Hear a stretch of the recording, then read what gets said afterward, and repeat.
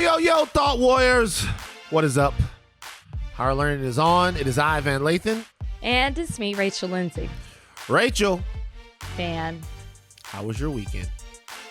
Worked all weekend. Worked the Billboard Music Awards. First red carpet I could do without a mask. It was a lot of fun. Had a good time. I saw you hanging out with the baby. The baby. Yeah, you were hanging out with the baby. Why did you say it like that? I was, because he was a fun interview, but he was a lot. How was he a lot? He's just a lot. I got invited to the after party. Oh! I stayed at home. Oh! I stayed at home. I was in a place of business. Right. You know what I mean? It's not like I was out there. I was working, you know? Right. Professional place of business. Professional. Yeah, it's all professional. You went home. You know you met my friend Ian? Did I ever tell you the Radio Shack story? Player proof? Yeah. Yeah. Like we went to Radio Shack one time when Ian was there and he was working. So Ian worked at Radio Shack and he worked at Radio Shack and he first of all, two things. Why is this funny? It was funny. Why am I laughing? It was funny. It was funny because, you know, if we were all in college and Ian wasn't going to school at that point, and it's always like if four of the dudes in the crew don't have a job, and then like one nigga has a job, he acts like his job is like the most important thing in the world. He acts and like why shouldn't he? And why shouldn't he? Right? Because like we all talking about class and school, and he's like, I gotta get ready to go to work. You know, gotta go to work. So he worked at the Singular kiosk at Radio Shack. And me and Ryan and Gino went over there just to like kind of talk to him. But when we started, like, we were messing with the computers at Radio Shack, you know, they have those display computers. And we changed the screensavers to pictures of us rather than the Radio Shack logo. And then, like, Ian could not figure out, none of us could figure out, like, how to change them back. Oh my gosh. Did Ian have another day of employment after that? Ian comes over like, yo. He looks at us, he goes, yo, what's wrong with you niggas? It's like, this is why y'all niggas broke right now. This is why y'all broke right now. This is a professional place of business. You can't come in here acting like, he was like, fuck you hourly ass motherfucker. And we left. I don't know if he ever figured it out. He was so mad. He kicked us out the Radio Shack. Did he continue working at Radio Shack after that, or did y'all get him fired? Nah, okay. he worked at Radio Shack, but then he worked at like other Singular, like, you know, Singular Wireless. So he was in the mall. No, he worked at... Well, you said a kiosk. I know, but Radio Shack, inside of the Radio Shack, they had a Singular Wireless kiosk. So inside of the Radio Shack, there was one point where you go to sign up for like Singular Wireless.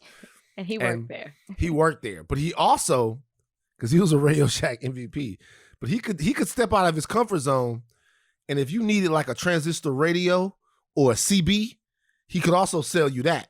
You know what I'm saying? He was so did his shirt say, was he dressed in red like Radio Shack, or was he dressed in a Singular? He had the orange Singular shirt. Orange, that's what it is. Yeah. He had the orange Singular shirt. But see if it wasn't popping at the Singular and Radio Shack was like getting unruly with the customer backup, he could come over there and give you some of that help over in electronics as well.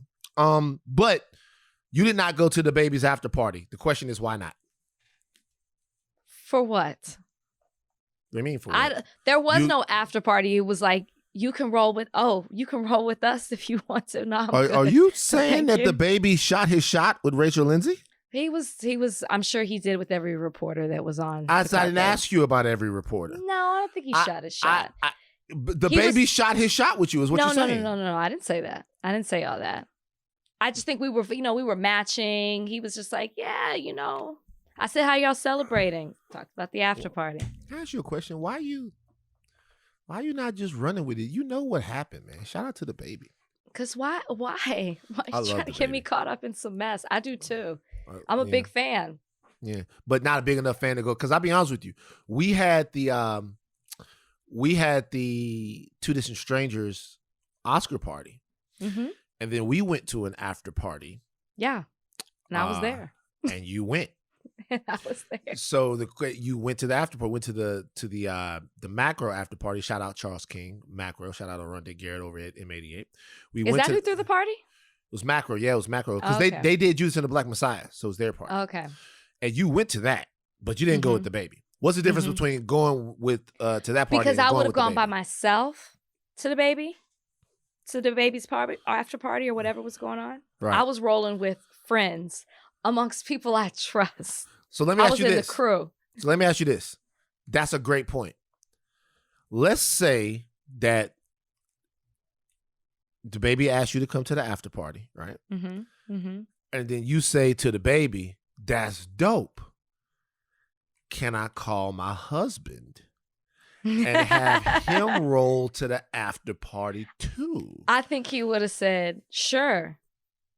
Well then I feel like you played Brian. If you think the baby would have you and Brian could have been hanging out with the baby. I didn't want to go to the after party. Maybe I didn't want to go, Van. Just as simple as that. Maybe you mad because I didn't call you to come?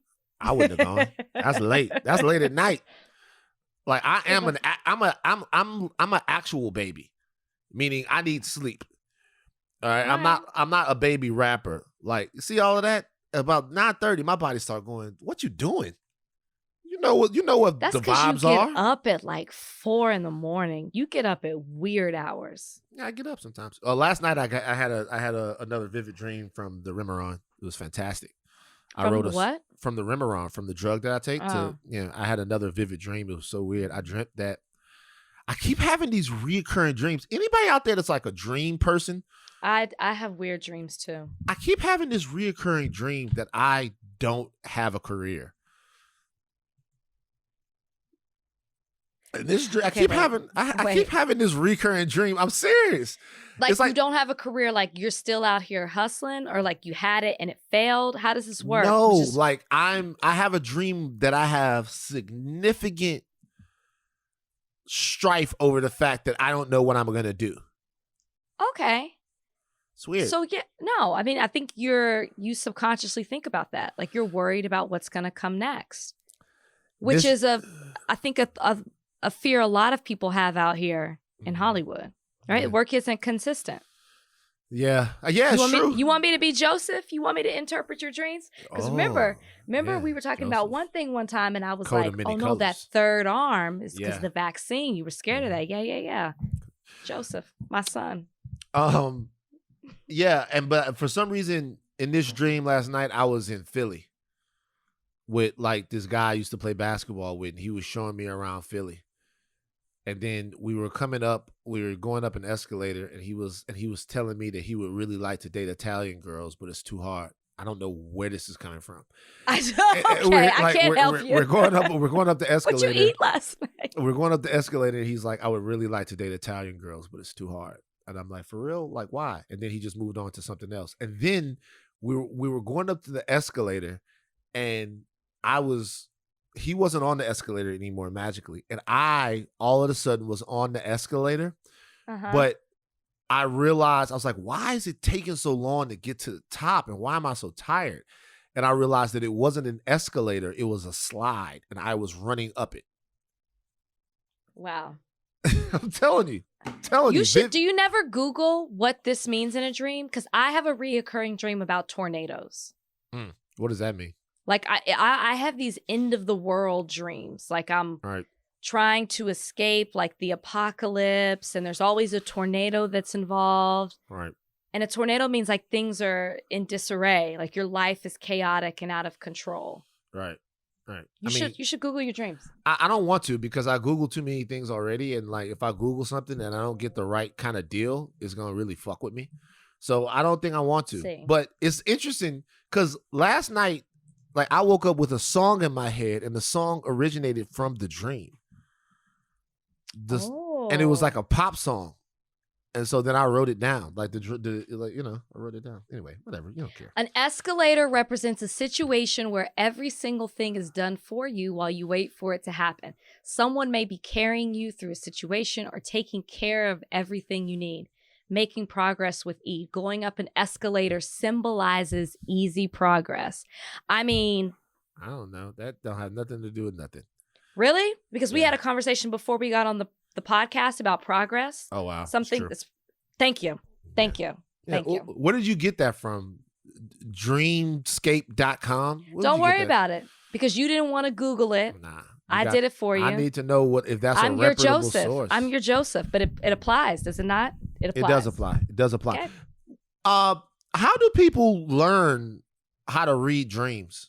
Like, when they're in high school, they never tell you about those careers. They say, hey, you could go and be an electrician, or hey, you could go to college and be, I don't know, a civil engineer, a city planner. They never say, hey, you know what? You can get paid just for people to tell you their dreams and for you to spit some shit back out. I don't think do people like that exist? I don't know if they're dream tellers. I don't know if you can Google. You just look that up on the thing. That's just a website. But I'm just saying, I don't think you can go get a tarot card reading. I don't think you can go to a dream teller. I guarantee you there's somebody who reads dreams for a living. I guarantee you. I'm sure somebody's got that hustle. That's what I'm going to start telling these black children to do. That's what I'm going to start telling them to do. Hey, man, move out to LA, you get a tie-dye shirt, and tell these white people you can read their dreams. You're going straight to the top. You're going to the top. It's been an interesting weekend for me. It was very interesting. Yeah. What happened? Good, bad? The cross tour got towed. Because it died on you, or because of early parking tickets. So man, this baffles my mind how this happens to people. How? What do you mean? You don't pay your parking tickets? Not really. I pay them. I just don't I pay them when it gets to the point to where you have to pay them. Not really. I'm really paying them. Till where you don't have a car? Yeah, it's a fun adventure. It's an unnecessary. I'll tell you something. There's nothing more exhilarating than going to the place where you parked your car. That is not true. Not having your car be there. That nothing is makes you feel more not alive. True. It's true. That is a terrifying. If you've ever had your car towed, it is the worst feeling to walk out. For me, it's the club. To walk out the club in the middle of the night and you don't have a car.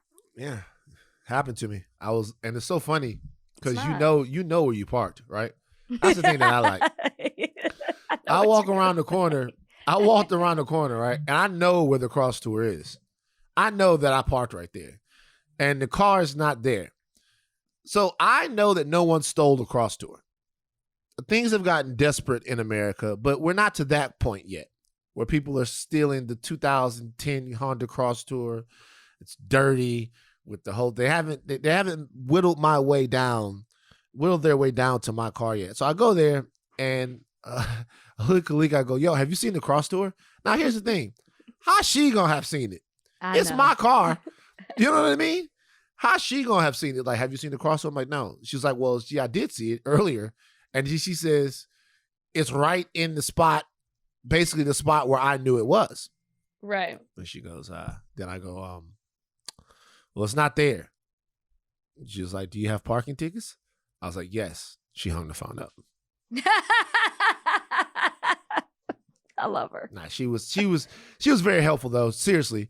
I got off the phone, but she was very helpful. She so what happened was we had to go to, and this becomes a whole journey, right? Because not only were there parking tickets, but the registration was expired as well on the cross tour. Oh my gosh. So we had to go to the DMV and pay everything, like $1,500 at the DMV. We had to go to the DMV and pay everything. Then we had to take that paper to the police station. Okay. Now, when we got to the police station, I would have been so mad at you. When we got to the police station, it turns out that there was a different paper that the people at the DMV were supposed to give us, and they didn't give it to us. Oh my gosh. So they were supposed to give us a paper that says, hey, we can release the car. But they didn't give us that to us. And so the people even though they could see that we paid, the people at the police station was like, yeah, go back to the DMV. So I got in an Uber and went home. Khalika went to the DMV. And then after we went to the DMV, we went and got the paper, went to the tow yard, got the cross tour, brought it back. And now Saturday I had to go get a smog check. Got the smog check. You didn't have that either? Didn't have a smog check. So Saturday I had to go get a smog check. And then now today or tomorrow, we have to go to the DMV and get the sticker. See, I'm so paranoid about being pulled over that all of that would bother me. Also, right. Kalika's a really good woman because the moment that you had to go back to the DMV, I would have told you to open up your phone app and utilize Uber or Lyft for the remainder of the day. That's a whole day that was wasted. Just because you can't pay your tickets online. A waste of a day. How do you waste a day? There was a problem. Like that. There's a problem. It wasted her day because it wasn't her problem. It was yours. I'm not going to say what she would have been doing with her day. I would have tell you that I didn't have much to do. Mm-hmm. To me, it was like a little treat. You know, it was like a little treat. You go down there, you see the police officer, you ask them what kind of sidearm they're carrying. They ignored me. In no way is this like a treat to you, but you had somebody else within your problem. Yes, well, anyways, I'm glad you figured it out. I'm glad you took care of it. Make sure you do the same next year. I guess we will probably be back in the same situation. All right. Let's take a break real quick. Okay. We are taping this on May 24th. People know. But it'll be May 25th tomorrow, and that is the 1-year anniversary of the murder of George Floyd. Anniversary seems like a weird term to use, but absolutely. It's been one year since the murder of George Floyd. I'm not going to go into a long soliloquy here. I'm just going to ask you, what are your thoughts coming up on 1 year on the murder of George Floyd? You took the words out of my mouth when you said using the word anniversary seems odd. It does, because when you think of the word anniversary, you think of it more as a celebration. This is more remembering and looking back over the last year to see how much we've progressed since the murder of George Floyd. And outside of raising awareness and having conversations and putting what's been happening to Black people, brown people, people of color at the hands of the police on front page news, on your television screens, topic of conversation, leading in headlines in a way that it never has been before, we're still in the same place when it comes to actually taking action. We're still begging for reform. We're still begging for a system to change, a system that hasn't been protecting us but has been hurting us, a system that's corrupt, a system that we fear. And it's really sad that a year later, we're still trying to get the Justice and Policing Act, named after George Floyd, to pass in Congress. We can't pass, the things that they're asking for, in my opinion, are not that far-fetched. And the fact that that hasn't moved through Congress just shows that we're still back in the same place we were a year ago.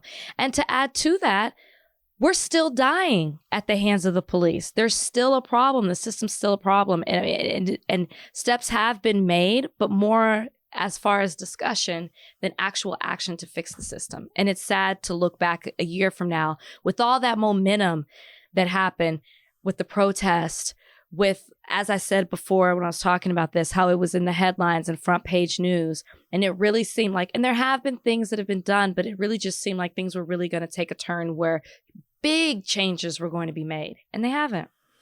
Yeah. And so a couple of things. And I'm looking something up right now. President Biden signed an anti-Asian hate crime bill recently. Mm-hmm. Okay.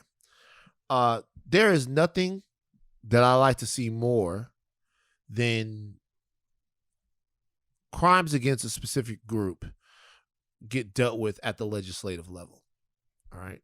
Well, there are many things I like to see more. I like to see, elephants and tigers, and I like to watch stuff on TV and Marvel movies. But I'm talking about in this particular process, I love to see that. The swiftness by which this came about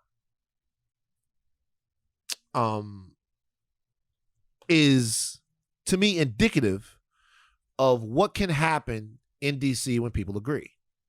Mm-hmm. So there are people, of course, that voted against the bill, but it had bipartisan support for the most part. There were a couple dozen Republicans that voted against it for whatever reason that they did, but the bill was passed. That's indicative of what happens when people agree on something. Yeah. We agree that violence against Asians, the Asian brothers and sisters that we share our communities with, is wrong, and that it should be prosecuted in a very specific way, and that it's something that has to be dealt with and stopped in America. It seems as if we don't agree that policing in America is out of control, and that the police are far too often inflicting damage and enacting the worst case scenario onto American citizens, a lot of those American citizens that happen to look like us. So while nobody in their right mind would look at a bill condemning Asian hate and be upset about it or have anything other than amazing feelings about it, what is interesting is that George Floyd died a year ago. Mm-hmm. Since George Floyd had died, others have died. We've seen other videos of cops out of here. There's a situation down in Louisiana right now to where the police, oh, yes, it's a horrible situation surrounding the death of a man named Ronald Green, to where it looks like a full-on cover-up in the Louisiana State Troopers office. It looks absolutely terrible and disgusting. We're going to talk more about that on Thursday. But it seems like American consciousness has yet to agree that we have a problem with policing in this country. And it seems like that's trickling over into giving the politicians a mandate to act on it. So when I think about, remembering George Floyd and remembering what his life meant, I want to remind people that what we're really talking about with George Floyd is not his life. We're talking about the end of his life. Mm-hmm. We're talking about what the end of his life meant. And George Floyd didn't want to be a martyr. George Floyd didn't want to be a symbol. George Floyd didn't want to be a rallying cry. George Floyd just wanted to go to the store and go back home. So, murals are great. Action on behalf of somebody's name is great, but he's gone forever. There's nothing that can undo that. And you have to ask yourself, if we're really taking into account what a human life means when we're volleyballing these things around, like political topics and social topics, like what does it really mean to lose someone? And what does it mean to lose somebody over nothing? And when you think about it in those terms, it gives you short patience with a lot of the sort of stuff that's happening, not just in DC, but everywhere else. People talk about two sides to an argument, and there are two sides to an argument, but how long are we going to listen to the bullshit? Mm-hmm. I think that conversation is wrapping up. So for me, I don't think about George Floyd's death in its cultural significance. I think about the death of the human. And that changes my perspective a little bit because he didn't die over anything. People can say now that he died for something. Maybe you could say that, but it wasn't his choice. Yeah, no. Yeah, not he died for something. But I think it's also important to realize that George Floyd is one of many. I mean, almost 1,200 people were killed at the hands of the police in 2020. And that's just of what we know. Right. And Black and brown people were disproportionately killed and don't even get to the statistics of how many of them were unarmed. So it's what this day represents and he is representative of a problem that exists in this country. And that's how I see it. And then it's just shameful that we are where we are a year later. Yeah. No, you're right. Okay. Rest in peace to George Floyd. Had to make sure that we acknowledge that at the top of the show. NBA playoffs are going on. Did you get a chance to watch any of the games? I watched a couple of them. I watched the Wizards. I'm a big Russell Westbrook fan. You like him? Mm-hmm. What else did I watch? I saw a little bit of the Lakers game. Right. Who else played? I think that was probably it. Yeah, because you were probably busy. It that I watched because those came on earlier Sunday. Yeah. Earlier Sunday. And then what time did you have to start doing all of this stuff for the? I started getting hair and makeup by like 11. And what time were the awards? They started at 5. Oh, okay, so you got hair and makeup at 11. You get made up, and then Drake won, right? Drake won. Drake was back there. His son was so cute. We didn't get to interview him. He doesn't walk the red carpet. He doesn't talk. Yeah, Drake doesn't talk. But I gotta say this. You know how I be talking about Drake, right? Yeah, you say negative things. Drake was very handsome backstage. I looked at him and I was like, huh, okay, Drake. Okay. Let me ask you a question. Okay. What if it would have been Drake Same answer. who invited you to the after party? Same answer. So you're telling me right now that if Drake invited you to an after party to the Billboard Awards that you wouldn't go? Last night, that's just the mood that I was in. Maybe if he had tried me the night before, I would have been more in the mood to be like, hey, can I bring some people with me? Let's go. I wasn't in the mood last night. You weren't going to go. I wouldn't put it past me on another night. Try me another night. Just last night, I wasn't in the mood. Is there anybody who last night could have gotten Rachel Lindsay to come to an after party of the Billboard Music Awards? Anyone? Probably like Saweetie, Doja Cat. What the fuck? What? If the girls had asked me, maybe I would have been like, oh, what are the ladies doing tonight? You're telling me that you would blow off an invite for Drake, but if Saweetie asked you to come, it's a different thing. I'm a married woman. It's a little different. You're talking to a married. It's different. You know, like it's a different vibe. Yes, it is. It's a different vibe. Like it's easier for me. It's easier for me to be like, oh yeah, I'm gonna go hang out with Saweetie, than to be like, well, you know, Drake. After these rumors, listen, we did a whole thing with Drake 2 weeks ago about him breaking things up. I don't want that. I don't want to be affiliated with that at the moment. It's not like Drake is not gonna be at the Saweetie party. He gonna be there. He popping up. You just making up your own narrative at this point. Anyways, any party maybe another thrown by a woman whose waist is bigger than 35 inches, Drake gonna be there.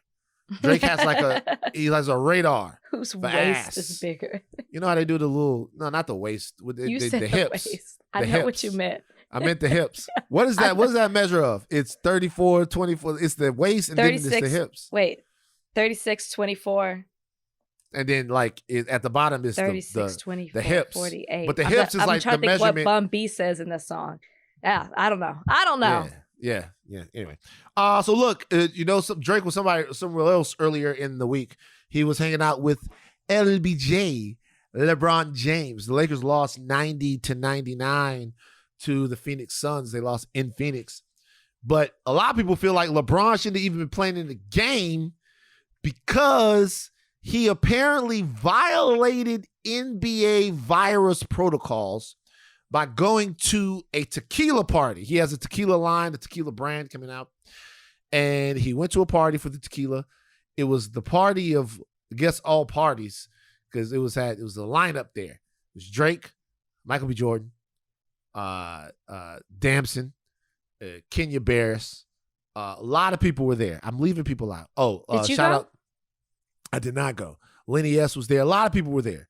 Okay. A lot of people were there. And the NBA said this was a violation of virus protocols. It is. And they did not suspend LeBron James for this. And a lot of people are saying, hey, el double standard. What do you think? I think the people are right. NBA has made a big deal about you following their COVID protocols. This clearly violates one of them. For all of those who are wondering, one of the rules is that you're prohibited from going to live entertainment events or social gatherings with more than 15 people. I'm pretty sure that more than 15 people were at this party. You named half of them.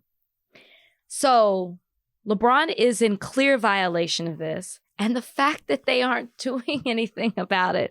I mean, if I'm LeBron, at this point, you can do whatever you want. And if I'm another NBA player, I'm breaking all the rules. And I'm pointing right towards this. Why you do that? You're going to get suspended. Listen. You're going to get suspended. How do you think here's my thing. How can the NBA move forward and justify now applying this same rule to the next one? I know what Barkley said. I know we can all agree at this point it's a double standard because LeBron got away with it. But what happens to the next NBA player that violates this same rule? It already happened. Remember when No, not before. Williams? Right. After. No, I know about the strip club and the wings and all that. But I'm talking about, but that was in the heat of it. That was before we had a vaccine. You know, the NBA also has rules about if like 80% of your team is vaccinated and certain things like that, particular to the team. Right. If now, since he's been able to get away with it, do you think they will apply it, as Charles Barkley said, to some no-name player? You're getting suspended. Maybe they might sweep it under the rug if they can, but here's the deal. You used to have a coach back in the day, baseball coach. And you play baseball? Oh, yeah, all my life. A baseball coach back in the day.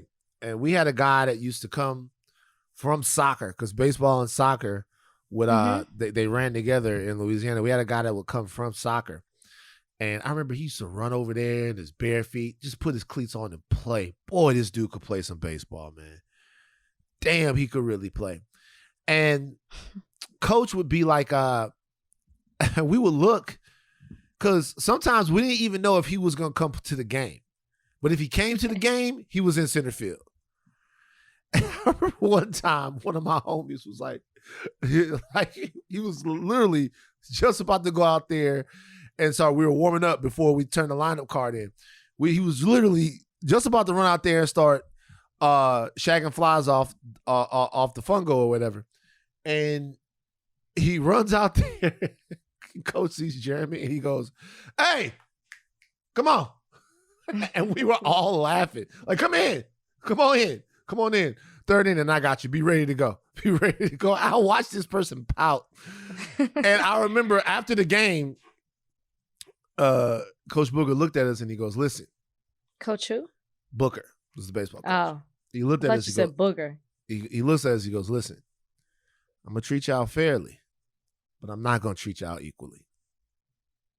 I'm going to treat you fairly now. This is not the same thing as but LeBron. Not equally. It is exactly No, because the same thing. didn't violate any type of team rule. Clearly, it was that he played two sports. And when he was there, he had the starting position. LeBron broke the rules. He is basically saying he is above all of this. But he didn't break the rules. Do you know why?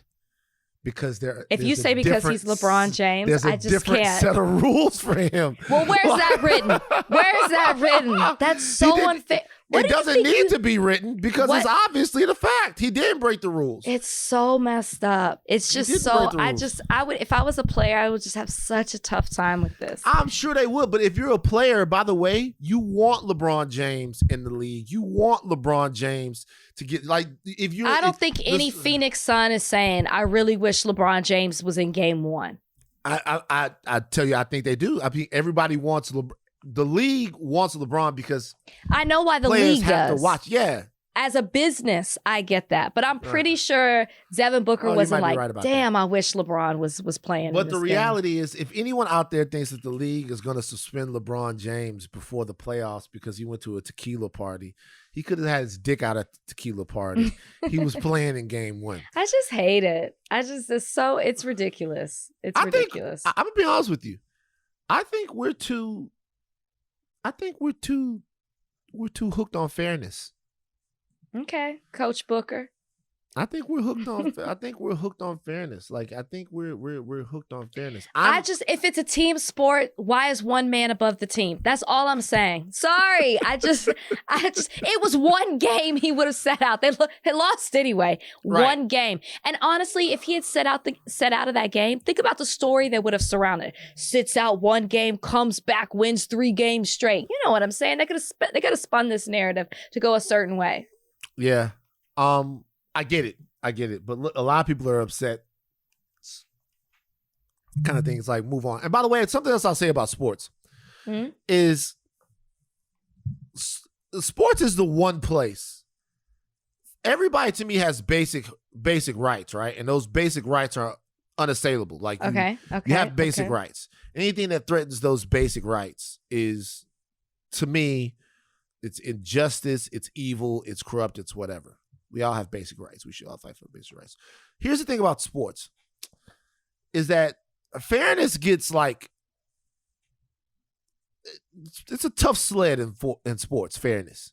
It's a hard concept because it's also not fair that LeBron compromises like 30% of a team's offense. It's also not fair that he is 2, 3, 4 times more popular than some of these other guys, 5 times, 10 times, that he is a singular. None of that's fair. But in sports, in competitive sports, it's just the way that it is. And so the reality is that in anything where one person has so much more worth, like so much more worth than other people, right? Is it fair that you can't prosecute a president? They're citizens just like any, like they break the law.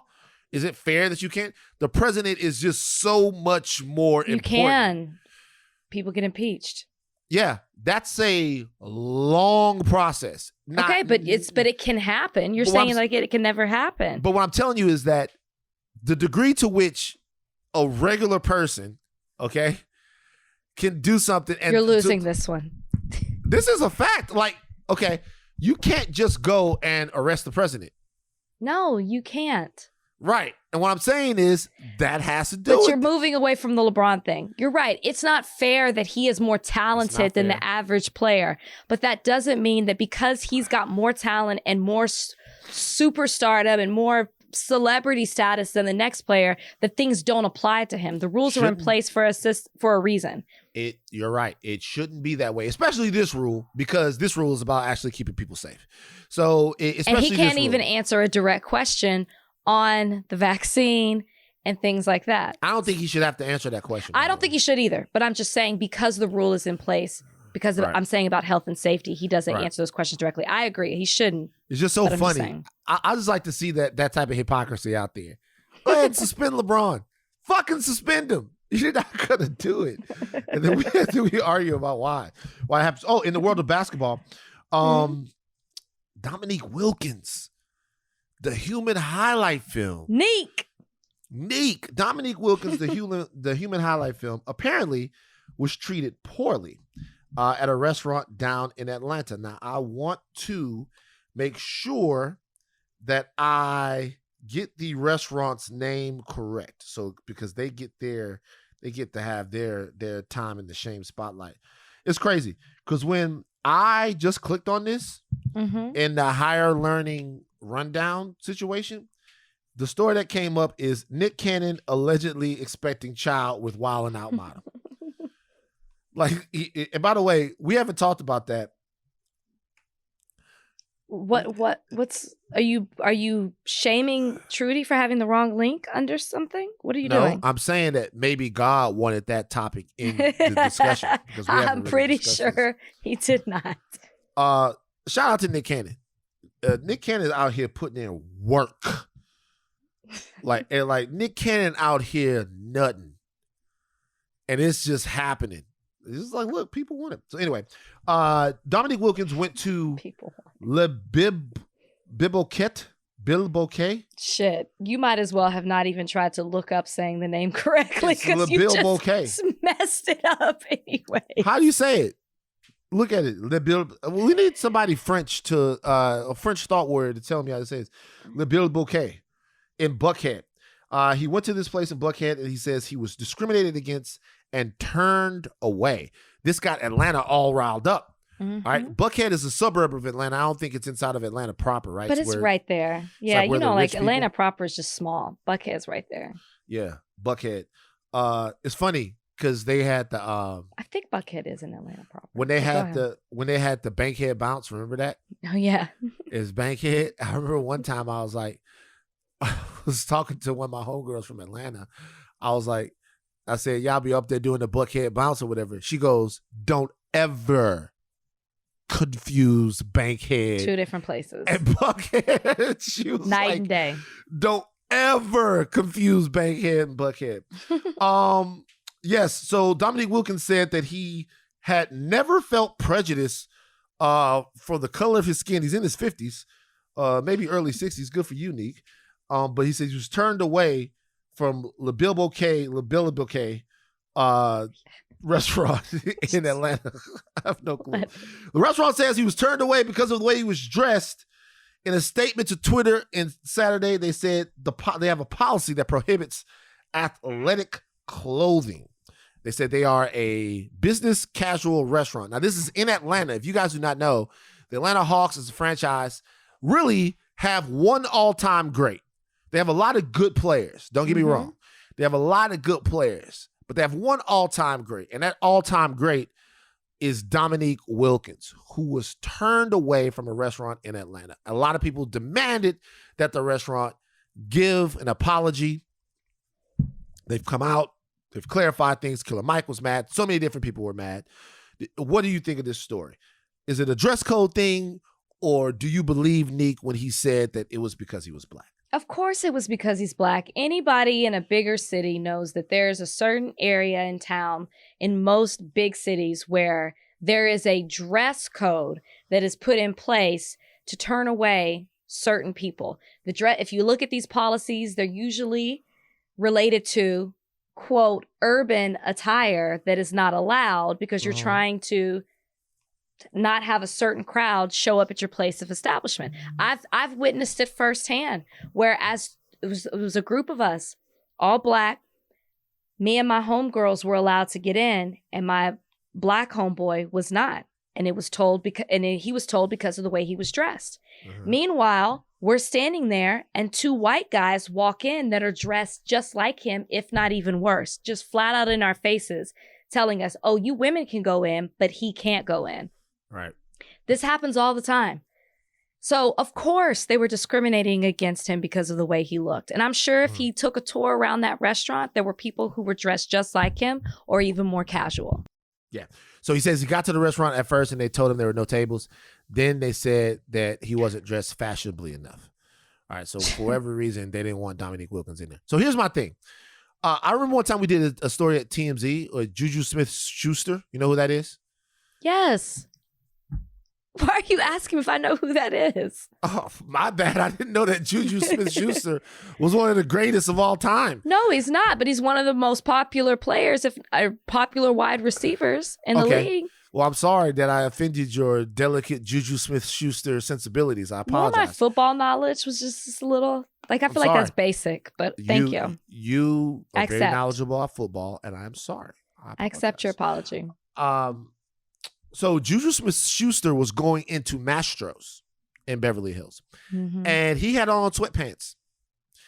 They did not let him in Mastro's. So he comes out and he talks to one of the camera guys. And they switch pants. I remember that. Yeah. Juju Smith-Schuster gave the camera guy his pants, and then the camera guy gave Juju Smith-Schuster his pants, and then they let him in. So my thing about that is this. It's like they're allowed to make decisions based upon who they're going to let in the restaurant and who they're not going to let in the restaurant. But if they have a dress code, places have dress codes. Sure they do. Like I've been to the Polo Lounge before, and the people at the Polo Lounge said, "Hey, we don't why are you making that face with you?" Like fancy. Lounge. So I go to the Polo Lounge before, and the people at the Polo Lounge were like, they said, "Hey, we don't allow ripped jeans in here." And they're like, we're like, and they were super nice about it. Like, we don't allow ripped jeans in here. Like we can't do it. If the manager comes by and sees we can't do the ripped jeans. And so they then gave me another booking, whatever, or they said we can move it back tonight, or you can come back tomorrow, and we'll do this. Sure, that's fine. Right? We don't allow ripped jeans in here. So how do we know in this particular situation that this was, in fact, because Neek is black? Well, when I gave my example, I flat out saw people go in that were dressed a certain way. But to hear Dominique Wilkins' story, he says they first told him one thing, then they told him another. So it seems as if, well, if it was dress code, it was dress code, you know? But then why is it first we don't have any tables available? Oh, you do? Oh, okay, well, now it's the way that you're dressed. Right.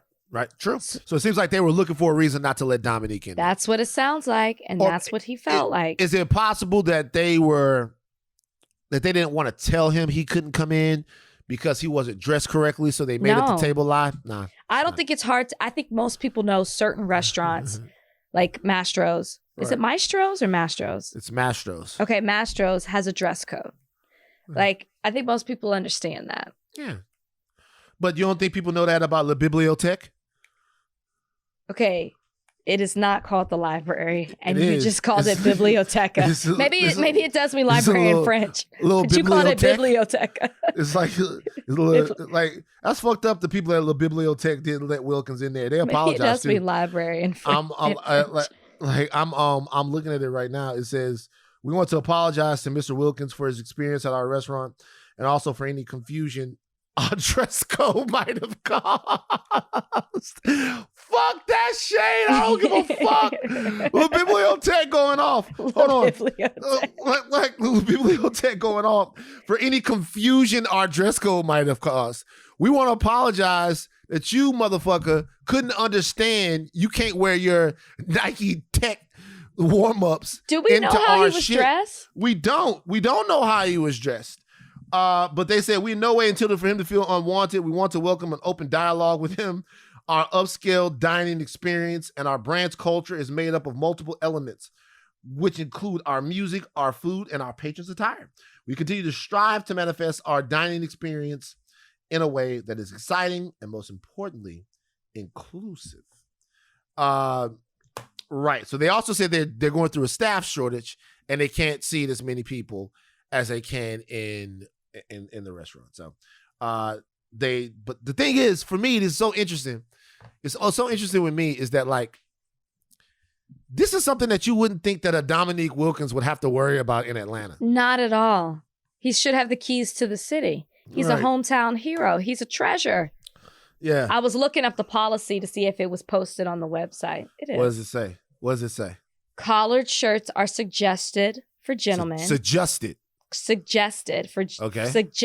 not required. Suggested. All right. It says casual wear, including baseball caps, flip-flops, slides, excessively revealing clothing, cutoffs, sweatpants, and athletic attire are considered too informal for the dining experience we provide at Le Bibliothèque.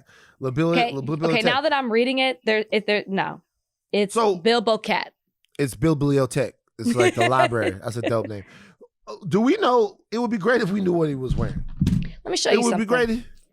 Was that a dog? That's the picture that they have for policy. So the dog can come in casual attire. Dominique Wilkins can. I can't. You can't make this shit up. Hold on for a second. La Bibliothèque. Y'all gotta take that fucking picture of the dog down. Like, first, the dog is sitting there. The dog is sitting there. Bibliothèque. Hands on the table. The dog is sitting there with a glass of bubbly, wearing a muumuu of some sort.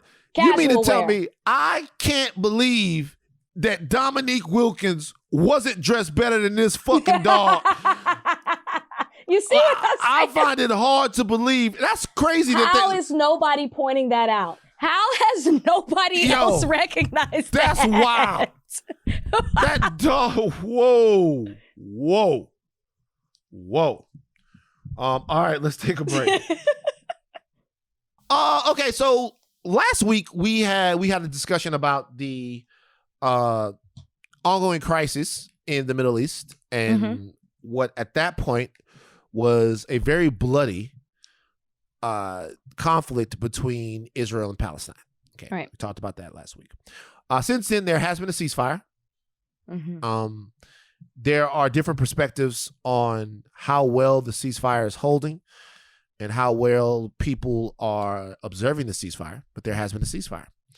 There's also been something else, a very noted rise in anti-Semitism. We've seen that anti-Semitism reflected in videos and accounts of people being attacked all over the country. Right. There was an incident literally walking distance from my home here on La Cienega in Los Angeles. It's like literally right up the street. this area is a very, very deep and rich Jewish community, Jewish background. So, there are different restaurants around here that are kosher and that cater to Jewish patrons specifically. The first thing that I want to say is that I've heard all types of feedback on the episode that we did. Some people felt that the episode that we did was too one-sided in terms of being pro-Palestine, and that there wasn't enough nuance in the discussion, and that the building blocks of the dysfunction that are going on in that region weren't properly laid out to people. I've heard people say that we had a tokenized Jew on to have that discussion. Right? Here at Higher Learning, and I don't mean to speak for Rachel, but here at Higher Learning, I think we are completely okay with having people have opinions about the content that we put out, right? Like, sure, whether Absolutely. or not they agree or disagree. Okay, so you can agree or disagree with how I feel about what's going on over there. You can agree or disagree about the actual meat and the quality of the interview of itself and how we decided to broach the topic. But I think we both agree that any sort of anti-Semitic violence or anti-Semitic talk, thoughts, anything is completely disgusting and moves us further away from what it is that I think people want, a lot of people want, should I say, which is peace and stability in the region. For me personally, looking at this, I think it's completely counterproductive to that. I think the world is sort of starting to understand some probably difficult truths about the situation over there. And to take that out and to attack people who are innocent, who have nothing to do with this, who are really, to be honest with you, still dealing with multi-generational trauma from things that have happened to sometimes not only them, but their grandparents, their relatives, people from all over the world that are Jewish, is unacceptable. And I don't know if anybody thought that because I think that Israel needs to be held accountable for human rights abuses that are going on in that region, or from running in what I think is an apartheid state over there. I don't know if anyone thought that I would have a problem condemning anti-Semitism, but I don't. Were you getting that in your messages? No, I think that people were saying, just make sure you talk about the recent uptick in anti-Semitism that we're seeing. Just make sure you talk about that. As if I wouldn't discuss that. Of course we would discuss that. Of course. Well, we have before. Right. And I was actually having this argument with people in my DMs. Yes, I was looking at my DMs because I was getting a lot of, you speak out so much about Black Lives Matter, but you're not speaking out against anti-Semitism. And I would say, obviously there's been a rise of it. We cover things that are, in the news, what's making headlines, what's affecting people, what's affecting the culture. We talk about oppression. We talk about hate and all of those things.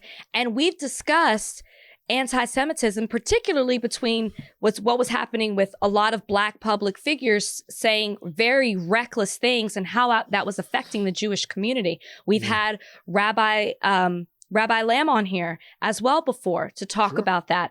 We've addressed this. And I think it was really disappointing that I was feeling like I had to prove myself about where we stand as a podcast or where we stand as individuals. And obviously we condemn all hate and all oppression.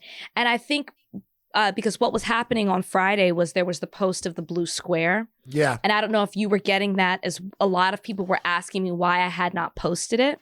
Right. And I did post something about a post about two truths that coexist. I don't know if you saw it. And I was talking about how we all need to continue to advocate for Palestinian rights and their safety and condemn oppression. But at the same time, we need to condemn the hate that is happening to Jews across the world. We need to condemn anti-Semitic behavior. People were upset with me for posting that because I put those two things in the same post. Huh. And I don't know if we should, I don't know if you're seeing some of that. I feel like I'm glad we're talking about this because I think we really need to make it, or maybe I feel like I need to make it clear that obviously we condemn it. I think what's happening is deplorable. It's disgusting. It's gross. It's unnecessary. I can't even imagine, how the Jewish community feels seeing, I can't imagine, but I'm just saying that what's happening to them is terrible and it's terrifying. And I know that they're suffering as a community right now. And we here at Higher Learning don't stand by that type of behavior at all. Even just because we had the podcast that we had last week or a couple of weeks ago, whenever it was. So I just want to make that clear. We're totally against what's happening. And well, yeah, I mean, violence against any group of any kind. So I will say this. So there was a rise in anti-Semitism over the last 4 or 5 years. And that rise in anti-Semitism directly correlated with with President Trump's presidency. There was a sharp rise in anti-Semitism.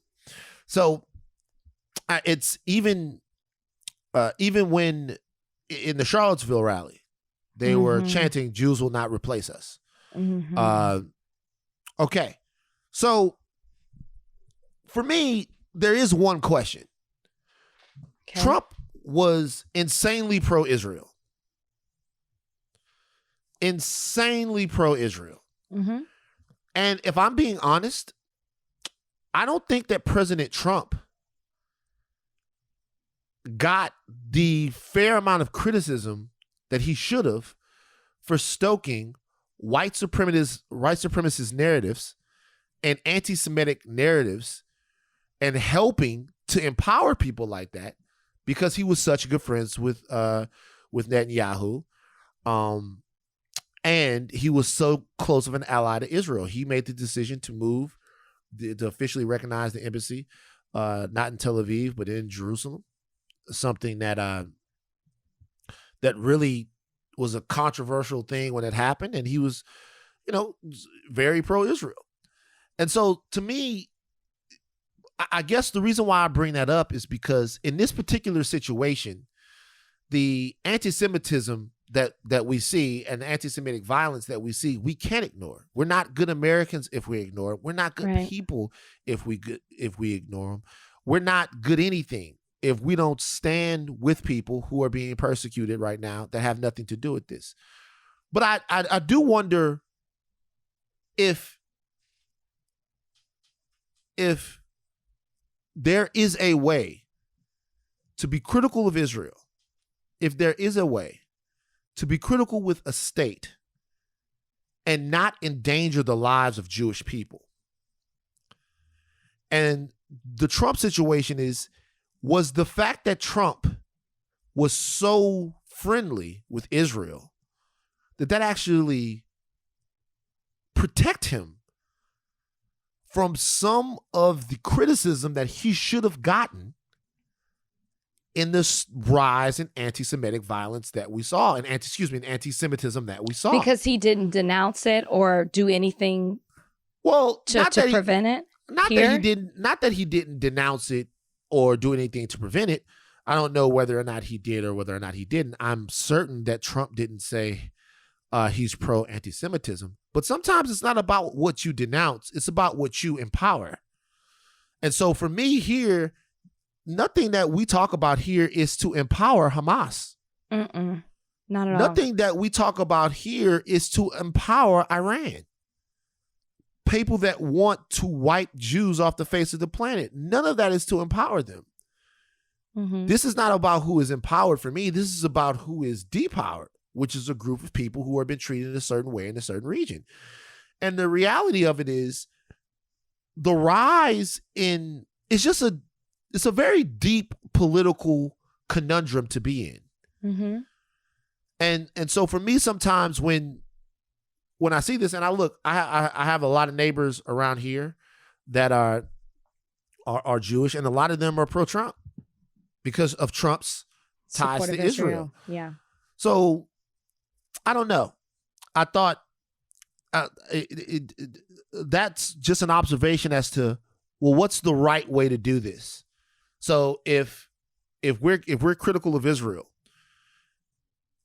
does that mean that we're then responsible for people who go out into the world and commit abhorrent, terrible things? I don't know. I don't know what the right way to do that would be. But what I do know is that I cannot ignore the state of the Palestinian people. I will not ignore that. I'm not going to ignore that. I'll never, ever turn my back on my Jewish brothers and sisters. I will never stand for anti-Semitism. You can't be around me. You can't build with me. Anything like that. But we have to figure this out, especially if the United States is going to have such a close relationship with Israel to where a lot of the technology and the bombs that we're dropping and a lot of that, our tax dollars are going into that. Like, we have a vested stake in this. Doesn't mean that Israel doesn't have the right to exist. They do. Doesn't mean that Israel doesn't have the right to protect themselves. They do. But everybody has that right. Right. Everybody has that right. So right now, clear as a bell, clear as day on the biggest platform I currently have. Not one fiber in my body supports, condones in any way. Not even when I say anti-Semitic violence, I'm not even talking about anti-Semitic violence. I'm talking about even the thought of walking past somebody that you might see with a yarmulke on or a Star of David on, and then condemning them because of something happening thousands and thousands of miles away. You don't even know what you're talking about. Leave these people alone. Leave them alone. Agreed. We're all doing our best to try to figure this out, but we're not going to figure this out by running from the questions. You know what I mean? And I stand on everything that I say. Like, I stand on what I believe Israel to be doing right now. I stand on that. But I also stand with Jewish people who feel themselves persecuted here in this country. That I will not at all condone or in any way turn a blind eye to. Absolutely. Okay. You conveniently. Oh, whoa. So I saw a headline yesterday that got my interest piqued. What? Did you see this about COVID and the Wuhan lab situation? Did you see this? Yeah, but I felt like I had heard that story before. A lot of people. Here's the thing. So, in case you guys didn't know, there's a story that broke yesterday that said was very big in the Twitter sphere. 3 Wuhan lab researchers were hospitalized in November 2019. They were hospitalized, which makes people think, hey, those people had COVID. And since they were lab researchers, maybe they got COVID from a lab, and maybe COVID was conceived in a lab and didn't come from natural causes in the wet markets of Wuhan, like we've been led to believe. Now, if in fact COVID was lab created and man-made, that will open up a can of worms heretofore unconceivable. I stole that directly from Avengers Endgame. Because at that point, you're looking at a major international crisis, at least in my opinion. Because if it's man-made and it's something that China kept under wraps or hid or didn't deal with, a lot of people are going to be asking the Chinese a lot of questions. Of course, they should. This is another dangerous topic, though. It's a dangerous topic because it could come along with a spike in anti-Asian sentiment. No, it won't could. It will. Yeah. Because people take things into their own hands, which is what we're seeing right now happen with anti-Semitic behavior. But it is, you know what? It makes me think of the movies or the books that you've read that talk about population control and creating certain diseases and viruses to fix that. Right. If that's true, that's how people are going to be thinking. But yeah, I felt like, but when I saw the article, I was like, didn't we already know this? Didn't we already know this though? Well, number one, I don't think that we know anything, because I personally believe, and I've read a little bit about this, that the reporting here could be better. There are some things cited here, some sources that are cited here that make you have to make some leaps in terms of this. And I don't think that this comes from the Wall Street Journal. I don't think the Wall Street Journal, obviously very reputable, but I don't think that this is a lock solid that these guys were sick with COVID and they were there. I read a very interesting Twitter thread, and I can't dissect it word for word right now, that really looked critically at some of the actual reporting here and talked about it. What did give me pause though was Fauci. Now, I trust Dr. Fauci, okay? What did Fauci say? Dr. Fauci said that he is not convinced that COVID-19 developed naturally outside of the Wuhan lab. Now, and this puts people in a very, very interesting position, okay? Mm-hmm. Because Dr. Fauci comes out, and Dr. Fauci is the voice of gospel in terms of infectious diseases, in terms of all of this stuff. We're to listen to Dr. Fauci. Why won't Trump listen to Dr. Fauci? Why won't Trump listen to Dr. Fauci? Most people on the left do not want to even consider the idea that COVID was man-made, because the fact that COVID was man-made seems like the far right reaching for a reason to kick shit off with China. And kicking shit off with China has unintended or maybe intended consequences on the Asian Americans that live here. Mm-hmm. It's just the way that it goes. We've seen the spike in Asian hate. But if we've been being told for the last year and a half now, going on at least, that Dr. Fauci knows what he's talking about, and Dr. Fauci is questioning whether or not COVID was man-made or not, don't we at least have to consider that COVID came from a lab? Yes. Don't we at least have to consider that that's a thing? Yes. Do you know what though? I guess in my mind, I haven't tried to focus too much about how it started. For me, like as a civilian, I'm like, it's here. How do I protect myself from it? So now as a civilian that I have to think about that this might have been something that was created and put out here, and think of all the lives that have lost, what has been taken from us, the world that we knew, and we're trying to normalize ourselves back into all of this. Plus we're dealing with the loss, whether it be financial, physical, mentally. That's what's wild to me, that like I have not even made my mind go there, because you're just trying to survive with living with this thing. Right.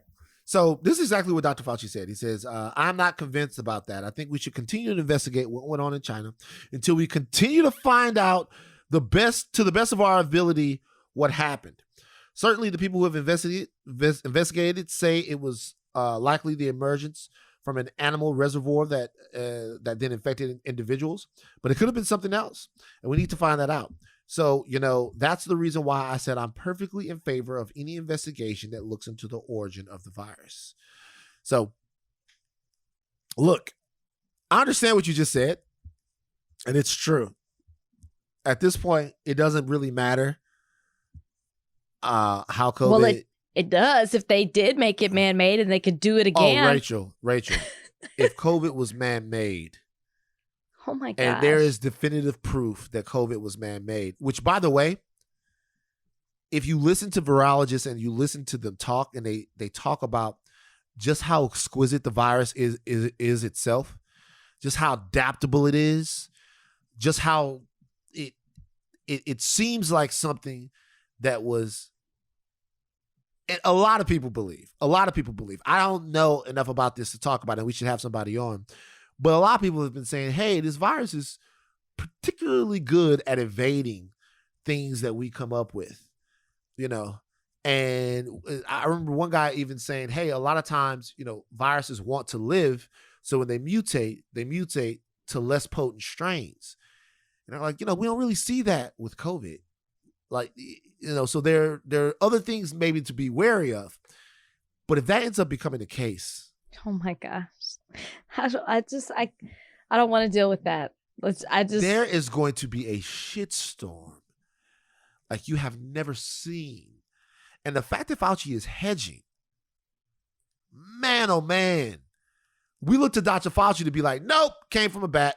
Yeah, I know. Right-wing kooks, nope, came from a bat. I watched a guy on Bill Maher months ago say he's 90% sure that these are people that exist in the dark web of Bill Maher's browser history, but they thought that they were 90% sure that it was lab grown. A lot, but I mean, I remember when coronavirus first got national attention in the States, that was always a narrative that people were talking about. But then people were just like, we're just trying to we're just going to get through this. Now that we have this vaccine, it seems like these talks are starting all over again. Maybe, because Fauci said back in May, he's singing a different tune. He said, if you look at the evolution of the virus in bats and what's out there now, it's very, very strongly leaning toward this could not have been artificially or deliberately manipulated.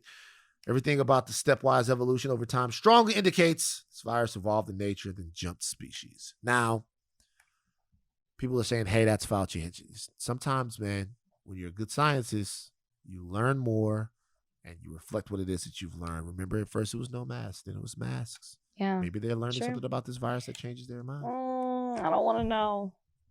Yes. Well, look, we're going to know. That's the thing about the era that we live in. No matter what happens, we are going to know the truth about this, whether we want to know it or not. What if aliens brought the virus here? That would be dope. See, you like that kind of stuff. It's that in no way is that interesting. That would be dope. That'd be super dope. No. Super dope, because if they brought the virus here, they have a cure probably, and it's about and who's they ain't giving it to us. They might. Maybe that's why they've been coming here recently. The numbers have gone down. As a matter of fact, we'll talk about that now. No. Stop talking about they've been coming here recently. Stop that. They've been coming here recently, the aliens, and the aliens have been coming here. We've been talking about this alien thing a lot since we've been in lockdown, and I haven't been okay with it. And the reality is that they've been coming here, and since they've been coming here, maybe they gave us the vaccine, they gave us some technology, because the COVID numbers are the lowest that they've been since last June. You just said it. They plummeted to their lowest. Are you feeling safe now, COVID-wise? Do you feel safe in society again? Yes and no. I feel safe, but I don't feel normal. Like last night when I was working the Billboard Awards, we didn't have the mask. Neither did the talent coming through. Right. And when people would touch me, I could feel myself like step back a bit. Like, yeah. I'm just not ready. So is that me not feeling safe, or me just not having human contact like that in a really long time? So I don't know how to deal with it. I don't know. But I felt safe enough to take off my mask, being vaccinated, being tested, everybody, you know what I mean? Yeah. I don't know. Yeah. So the numbers, I'm going to look up the California COVID numbers right now. Let's see. Okay. California COVID numbers right now. So right now we are down to around 1,800 new cases a day. That's a 7-day average. Our 7-day average of new cases per day is 1,800 a day here in California. Now, that's a lot of COVID cases, obviously. 1,800 people, that's a lot. That's a lot. That's a lot of people. Statewide? Statewide. You say California? Okay. Statewide, 1,800. So if we go back to the height, which was January, the 7-day average was 44,000 new COVID cases a day. Okay. 44,000. So we are definitely, it seemed to be at least coming out of this. The deaths have plummeted as well now. I don't want to read off the deaths like only 35 or whatever people it is like that. Like that doesn't matter because that's one life gone. So, right. The deaths are obviously changing. But, it seems as if to a degree like we're ready to move on from it, or we're ready to move forward, not move on. Forward. There we go. But I can tell you one thing: if it comes out that COVID is man-made, that is going to be the beginning of, like I said before, a major, in my opinion, international incident. Of course it is. Yeah. As a world, you have to figure out how to deal with that. Oh no, that's huge. I can't. I don't even want to think about that. Deal with it is not what you mean. As what you mean as a world, you're gonna have to figure out how to punish China. That's what I mean by deal with it. Right. Yeah. Woo. Woo. Woo. It's tough. What about this party that happened in Huntington Beach? You see this? It was everywhere. Who is Adrian? Adrian is a TikToker. Adrian is a TikToker. Adrian is on TikTok.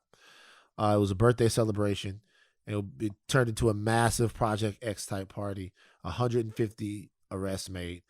Adrian's kickback.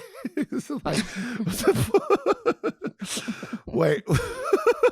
It's so fucking funny. This is so stupid. The party originally posted Wednesday to TikTok as a meetup called Adrian's Kickback by user Adrian.Lopez517 was intended to have people pop out and celebrate my birthday. The post went viral throughout the week. Explain the hashtag. That was viewed more than 203 million times. Are you serious? Yes. Gatherings formed Friday and Saturday in Huntington Beach near Los Angeles, and police dispersed crowds both nights. They arrested 28 juveniles for Adrian's Kickback and 121 adults. Vandalism, firing dangerous illegal fireworks, failure to disperse, and curfew violations. No major injuries were reported. But paramedics were on call to deal with any medical issues. The police did not, of course, kill any of the white people up there in Huntington Beach. Doesn't this just show you how badly people want out of their homes? Well, I thought you were going to piggyback on what you said the last statement, that nobody was killed, and it just also shows the restraint that police can use if they want to. But my first thought was, when I was watching these videos and I was watching people do absolutely nothing but stand around and record the mayhem that was happening, I thought, is this foreshadowing the summer? People came from all across the country just off something that was trending on TikTok because they were so desperate to get out. Yeah. I am scared of the summer. You're scared that of the was summer? it. Look at did you see the videos? People jumping off overpasses, popping firecrackers in the middle of the crowd, running around, burning rubber, kicking each other. It's Adrian's Kickback. Adrian's Kickback. I guess that was Adrian. It was Adrian's fucking Kickback, man. That's what the hell I'm talking about. People are so bored that this is what they're considering fun. Yeah. It is terrifying. Look, I'm fucking with Adrian's Kickback. You'll be at the next one, part 2? I will. I'm all 41. Right, I feel like I can go to it. You know what I mean? Go ahead. I'm 41. You know, like if I would have, a younger me would have drove out there. Out of pure curiosity? Just to see. And I'm not even talking about like a 25-year-old me. Like, let me ask you a question. What's the oldest you feel like you could be at Adrian's Kickback? What's the oldest you feel like you could be there? If you're a man, I would say probably like 32. 32. All right, let me ask you a question. What is the cutoff age for spring break? This also is going into Van's very serious question. This is Van's very serious question right here. Okay. Van's very serious question. What is the cutoff age for you going to a spring break celebration? 25. 25. So if you're 26, no more spring break.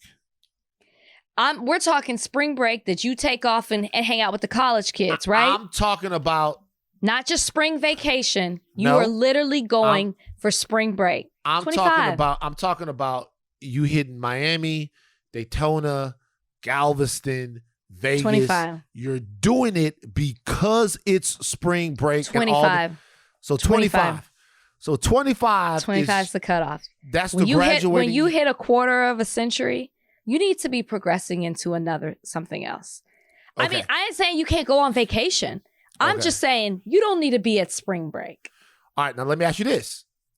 What if you're 27, but you're still in college? What if you're 27, but you're still in college? Then you really need to be studying. Because you need to get out. What if you went, think about it. What if you went to the army first or something? What if you went to the army, or if you went on a mission, or if you did something like BYU. that? Right, you went on the army. They don't party at spring break. Well, you're not going to spring break anyway. They don't party at spring break. Have you ever heard of soaking? What did I say that made you want to say that? What is soaking? Because of BYU. Do you know what soaking is? No. So there was an athlete at BYU, basketball player, some time ago. We'll come back to the spring break. That he got disciplined because it was alleged that he was soaking. Soaking is, I don't know how they came up with this workaround up there in the Mormons. Soaking is like, it's not like sex. Okay? What? So you just put your penis inside of the girl and you just leave it. That's what the athlete was doing. And that's not sex? You penetrated. But you penetrated. But that's like one of the workarounds. If you're gonna do all that, you might as well keep going. Like, look, I'm looking at Urban Dictionary right now. That is gross. When the penis is put in the vagina, but there is no pumping or thrusting. So it seems a little less like sex. Preferred form of premarital sex for Mormons. She didn't want to have sex, but she let me soak for 20 minutes. 20 minutes? You better get up off me. 20 minutes? Soaking. That is absolutely disgusting. And if you're going to take those measures, how do you even have enough self-control to just sit there for 20 minutes? But once you've penetrated, you've had sex. I'm sorry. You can call it, put up whatever verb. You can put whatever verb you want to on it. You have broken. You have broken. I don't know if that's a rule. Who says that you get to make those rules? You don't know. You've penetrated. Oh, okay. So we're going to get around it. We're going to do as much as we can. I'm going to take off all my clothes. I'm going to stick it in. But because I didn't move, even though I had to move to put it in her, it doesn't count. Get out of here with that. You broke the commandment. This is my thing. This is my thing about soaking, right? This is my thing about soaking. There is no thing. This is not a thing. But it is a You thing. had sex. This is my thing about soaking. So God, most powerful. He don't recognize that word. Omnipotent. God is the Alpha and the Omega, the beginning and the end. He's seen all that has been and sees all that will be. Okay, we're preaching. You mean to tell me that you are going to pull a fast one on God? You hear me? It's just so funny. Like when I first learned about it, I laughed for days. And you should have. Like they're sitting there soaking, reading Bible verses to each other as if they're not doing anything wrong. It's hysterical. Anyway. Who are you fooling? So you say 25. What's your age? Oh, but I guess there's an exception, right? You never had your spring break because you were in the army or whatever it is that you took time off in between. Fine. Okay. Fine. 25. Okay, here's the thing. What is the sad age? Okay, because if the cutoff is 25, right? That means you can still go at 26 or 27 and not When does it become sad? What's the sad age that you're at spring break? When you hit a 3 in front of it, a 30. It's sad. Okay. You don't need to be hanging around them. Not on spring break. Like they're going is something that's new to them. They have this opportunity, this freedom, no responsibility like they've had before. Are you 30? Let me ask you this. Last question. Stop asking me questions. This is the last one. What if you're 30, but you're in school? Is being in school which school? A loophole? You're in undergrad. You're 30 and you're in undergrad. I need to know why. I need to know why you're an undergrad at 30. And then I need to know your life circumstances. before I can make that decision. Because just because people go to spring break that aren't even in college, just because they're of the age. Hell yeah. You know what I'm saying? So just because you're 30 in college, Ian, just because you're 30 in college doesn't mean that you need to be going to spring break. It's not particular to college. It's more about an age group. It's more about a time in your life. At 30, I'm going to need you to move on. Damn. Okay, cool. I'm with it. Very, very serious question of the week. Okay. Look, guys. 1 year anniversary of Higher Learning coming up May 28th. Okay, we need you guys' help. I'm pretty sure we started before then. Have we checked the numbers? We started before May 28th. That's a fact. Are we just celebrating May 28th? Well, I think the first show we did was centered around George Floyd, right? And I think it was like a week before. Maybe. So we've hit 1 year. we hit 1 year. So we need you guys to help us celebrate the 1 year anniversary of Higher Learning. We're so excited about this in the following ways. First of all, I need you guys to all go to r/Thought Warriors, the livest subreddit of all the subreddits out there for all your Higher Learning fix. Shout out to you guys over there at r/Thought Warriors. The subreddit is growing every single day. All right, so 2 ways you can help us celebrate the anniversary. Number 1, for a special edition of Mailbag, we want the hashtag Thought Warriors to record their questions. Record them using voice memos and send the voice memo to higherlearningringer@gmail.com. That's higherlearningringer@gmail.com. You can be featured on the anniversary episode if you do so. We also want you, hashtag Thought Warriors, to video record themselves saying what higher learning means to them. Aww. Or what they've enjoyed most about the podcast over the past year. Do that and submit the video to higherlearningringer@gmail.com. Are you looking forward to this, Rachel? I am. And I would like to correct myself. The first podcast did come out May 28th. That's just, once again. I guess because we recorded it before, forgive me, y'all. Yes, I'm excited. I can't believe it's been a year. A lot has happened in a year for both of us. But, I'm proud of Higher Learning. Times Square official. We doing our thing. Mm-hmm. And we couldn't do it without you guys. We love you guys.